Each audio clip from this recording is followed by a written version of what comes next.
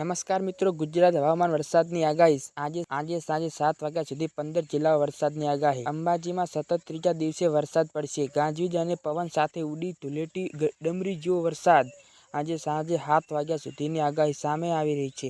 જેમાં આગળ વાત કરીએ જેમાં 7 વાગ્યા સુધી 15 જિલ્લાઓ વરસાદની આગાહી છે. અમદાવાદ રાજ્યના સતત કેટલા દિવસોથી વાતાવરણ પલટો જોવા મળી રહ્યો છે. આજે રાજ્ય ઘણા વિસ્તારોમાં કાળઝાળ ગરમીનો અહેસાસ થઈ રહ્યો છે. જ્યારે બપોર બાદ કેટલાક વિસ્તારોમાં વાતાવરણ પલટો આવ્યો છે. ગાંધીનગર અને ધૂળની ડમરીઓ ઉડવાની છે. વરસાદ પડશે. જામનગર, મોરબી અને અંબાજીમાં સતત ત્રીજા દિવસે વરસાદ પડશે.